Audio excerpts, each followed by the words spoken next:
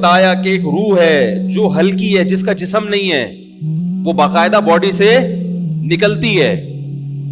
اور کئی لوگوں کے اپنے مشاہدات بھی ہیں جو موت کے وقت ان کے ساتھ جو منظر پیش آیا. میں اپنے ایک دوست کا واقعہ اکثر سناتا ہوں, ممکن ہے لوگ اس پہ بھی کلپ بنا کے حضرت مفتی تقی عثمانی صاحب کا مذاق اڑایا تو ہمارا بھی شروع کر دیں, لیکن ایسے واقعات ہوئے ہیں. اگر وہ قابل اعتماد ذرائع سے پہنچے ہیں تو اس کا انکار کرنا یہ ہٹ دھرمی ہے, ضد ہے.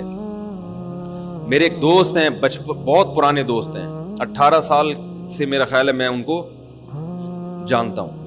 بہت پرہیزگار ہیں, ان کی پرہیزگاری پہ کوئی الحمدللہ لوگ شبہ نہیں کرتے. باقی حقیقت تو اللہ ہی جانتا ہے, کسی کے بارے میں یقینی طور پر تو نہیں کہہ سکتے, لیکن بہت نیک ہیں, ہمارے ساتھ رہے, طالب علم تھے. ان کا ایکسیڈنٹ ہوا, اور ایسا ایکسیڈنٹ ان کا ہوا کہ بچنے کی امید نہیں تھی. ہاسپٹل میں, آغا خان ہاسپٹل میں ایڈمٹ ہوئے. 60 بوتلیں خون کی چڑھی ہیں ان کو, 60. ڈاکٹروں نے جواب دے دیا تھا کہ یہ بچنے والے نہیں ہیں, اس لیے کہ انہوں نے ان بعد میں پتا چلا, وہ کہہ رہے تھے ان پہ اتنا خرچہ آئے گا کہ آپ لوگ افورڈ نہیں کر سکتے اس کو. تو خیر وہ خرچہ ہوا, اور 60 بوتلیں ان کے پہ خون کی چڑھی ہیں. خرچہ اسی سے لیا کہ جنہوں نے ایکسیڈنٹ کیا تھا نا, وہ ایکسیڈنٹ بھی کیسے ہوا تھا, تو وہ ان کے 60 بوتلیں چڑھی خون کی, تو بالکل مرنے لگے تھے. تو انہوں نے مجھے اپنا واقعہ خود سنایا. کہتے ہیں کہ میرے ساتھ یہ منظر ہوا کہ جب مجھے ہاسپٹل میں لایا گیا تو بالکل بلڈ نکل چکا تھا. بعض لوگ تو یہ سمجھ رہے تھے ایکسپائر ہو چکے ہیں, جان یعنی نکل گئی ہیں ان کی. اب خود سوچو 60 بوتلیں جس کو چڑھی ہوں گی, کیا بچا ہوگا خون. تو کہتے ہیں میں نے یہ دیکھا کہ میں لیٹا ہوا ہوں اور میرے ارد گرد میرے رشتے دار کھڑے ہوئے, وہ کھڑے ہوئے تھے حقیقت میں بھی, ان کے والدہ بھائی وغیرہ. تو کہتے ہیں میں نے یہ منظر اپنی آنکھوں سے دیکھا کہ چھت کھلی ہے اور ایک سفید لباس میں ایک بہت خوبصورت فرشتہ آیا ہے انسانی شکل میں. تو میں اپنے رشتہ داروں سے چیخ چیخ کے کہہ رہا ہوں کہ یہ میرے نلکیاں نکال دو, میری موت کا وقت آ چکا ہے. میں چیخ رہا ہوں لیکن میری آواز وہ سن نہیں رہے. ایک کیفیت انسان کی ایسی ہوتی ہے کہ جب وہ نیند اور جاگتی حالت کے درمیان میں ہوتا ہے, بالکل بٹوین میں. مجھے پتا ہے اس موقع پہ بٹوین کا لفظ استعمال نہیں کرتے ہیں, اس پہ کلپ آ جائے گا, ان کو اتنی بھی انگلش نہیں آتی. یہ میں ویسے ہی تھوڑے سے چٹنی کباب کے طور پر ایسے لفظ استعمال کرتا ہوں. وہ مجھے لوگ کہہ رہے ہوتے ہیں نا, میں درمیان میں رکھ دو, کہتے ہیں یار کیا مطلب, میں کہتا ہوں بالکل بٹوین میں رکھ دو لے جا کے. ٹھیک ہے, تو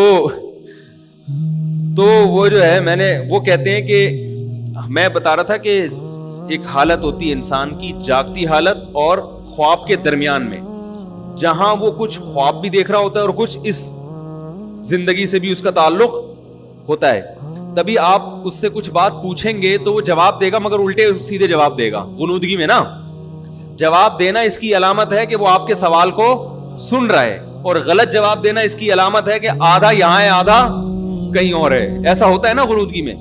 تو بیائی نہیں, اسی طرح ہمیں قرآن و سنت سے پتا چلتا ہے کہ انسان کے جب مرنے کا وقت آتا ہے تو ایک کنڈیشن تو یہ کہ پورا اس دنیا میں, ایک کنڈیشن ہے پورا برزخ میں, اور ایک درمیانی کنڈیشن ہوتی ہے جس میں آدھا ادھر ہوتا ہے اور آدھا برزخ میں. یہ سب پر آتی ہے کنڈیشن. یہ وہ وقت ہے جب توبہ قبول نہیں ہوتی. یہ جو قرآن میں آتا ہے نا کہ کیونکہ توبہ قرآن میں آتا ہے اور حدیث میں بھی آتا ہے کہ اس وقت توبہ قبول نہیں ہوتی. حالانکہ اب یہ توبہ قبول ہونا نہ ہونے کی یہ لفظ اس کی علامت ہے کہ کچھ دنیا میں بھی ہے, کیونکہ برزخ میں تو بہرحال توبہ قبول نہیں ہوتی نا. تو پتہ چلا بھی توبہ کا آپشن ہے اس کے پاس, یعنی آپشن کا مطلب توبہ پر قدرت ہے, کیونکہ ابھی تھوڑا سا اس دنیا میں یہ موجود ہے, لیکن کچھ وہاں جھانکنا شروع کر دیا اس نے.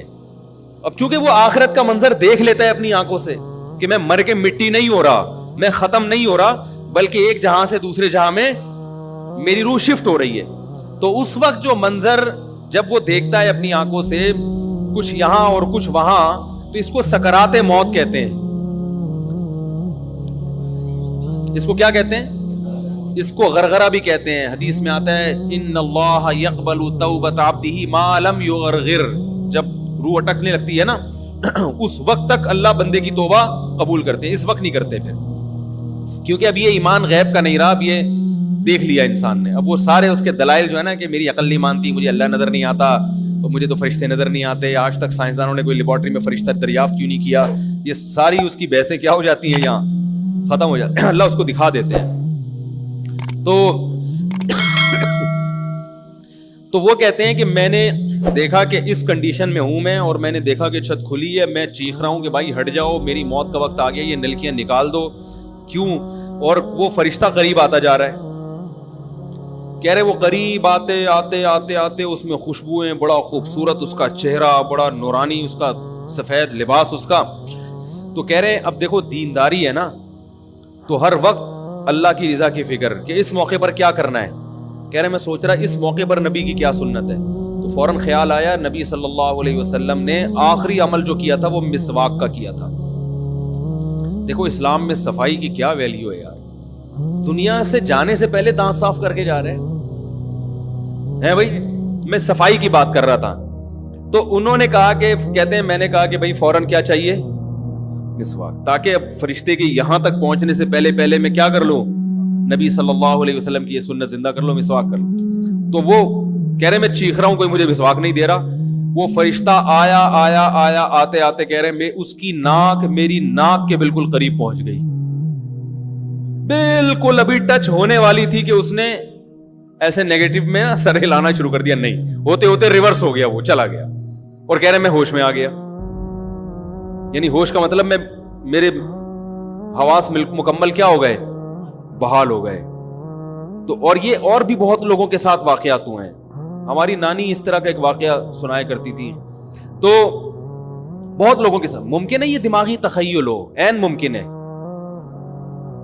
لیکن ہمیں جو شریعت نے جو بتایا وہ بالکل اسی طرح بتایا کہ ایسا ہوتا ہے.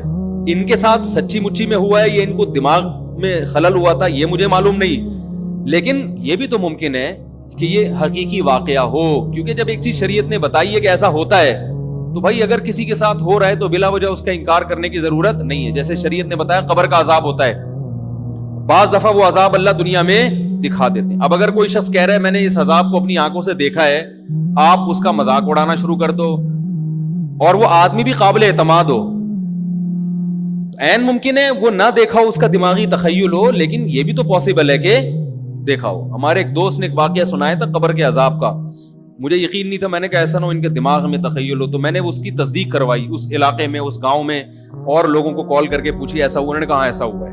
پھر مجھے یقین آیا. وہ قبر بار بار نہ اس کو نکال کے باہر پھینک دیتی تھی, بندے کو ڈالتے تھے قبر میں. اس نے بہت سے علماء شہید کروائے تھے نالائق نے. اس کا جرم یہ تھا کہ وہ مخبریاں کر کر کے نا علماء کو قتل کرواتا تھا. اس مخبر کے ساتھ ایسا ہوا اس گاؤں میں. جب اس کو دفنایا ہے تو چلیں اب بات آئی گئی ہے تو پورا واقعہ سنا دوں. تو وہ جنہوں نے دفنایا نا, وہ ان سے میرا بھی تعلق تھا, میرے بیان سنتے تھے. تو مجھے آ کے انہوں نے واقعہ سنایا کہ ایسا کوئی مخبر تھا جو علماء کو شہید کرواتا تھا مخبریاں کر کر کے. تو جب اس کو دفنایا, کہہ رہے ہیں اس کے والد میرے پاس آئے, ہم لوگ کے پاس آئے. انہوں نے کہا کہ بھائی میں جب صبح جاتا ہوں تو میرے بچے کی جو لاش ہے نا وہ قبر سے باہر پڑی ہوئی ہوتی ہے, تو میں بڑا پریشان ہوں, کیا کروں. تو ہم پھر دفن کرتے ہیں تو اچھا قبر بالکل صحیح ہوتی ہے اوپر سے, اور وہ بندہ باہر ہوتا ہے, وہ دوبارہ بند ہو جاتی ہے قبر. تو ہم بڑے پریشان ہیں, کیا کریں. یہ کوئی شخص شرارت کر رہا ہے, تو کہہ رہے ہیں ہم نے کہا بھائی ہم تو نہیں کر رہے شرارت. کہا تو اگر دوسرا ہم شرارت کوئی کر بھی رہا ہوتا تو قبر کو خود ہی بھی تو ہونا. تو انہوں نے کہا, پھر یہ مشورہ انہوں نے ان کو دیا کہ تم ایسا کرو, لڑکا جو قتل ہوا, جو مرا تھا نا, جو قبر میں تھا, جس کی لاش باہر, نوجوان تھا, وہ بڑا مخبر آدمی تھا, وہاں کے گاؤں کے لوگوں نے بتایا. تو اس کی لاش جب باہر پڑی ہوتی تو باپ اور بھائی کو لوگوں نے مشورہ دیا اس لڑکے کے کہ تم لوگ رات کو قبرستان میں جا کے بیٹھ جاؤ, پہرا دو کہ کون آتا ہے نکال کے جاتا ہے اور قبر کو پیک کر کے چلا جاتا ہے. تو وہ صاحب مجھے بتا رہے تھے کہ اگلے دن وہ چیختے ہوئے آئے ہیں, چیختے ہوئے, باپ اور بھائی جو ہے نا. کہہ رہے ہم نے رات کو منظر دیکھا کہ پہلے ہمیں رات جب اندھیرا ہوا ہے نا تو قبر کے اندر سے چیخنے کی آواز آئی, اور ہمارے سامنے قبر کھلی ہے تو ہم نے اس لڑکے کو دیکھا کہ آگ جل رہی ہے اس کی لاش پہ, اور وہ ایسے ایسے اپنے سر کو پیٹ رہا ہے. کہہ رہے ہم تو خوف کی وجہ سے بے ہوش ہو گئے, ہمیں نہیں پتا اس کے بعد کیا ہوا. ہوش میں آیا تو وہ لاش باہر پڑی ہوئی. تو میں نے کہا یار پھینکو بھی دنیا میں کم نہیں ہوتے. تو میں نے پھر تصدیق کے لیے ایک دو لوگوں سے رابطہ کیا, انہوں نے بتایا کہ ایسا ہوا ہے ہمارے ساتھ. تو یہ جو ترکی کا جو تھا نا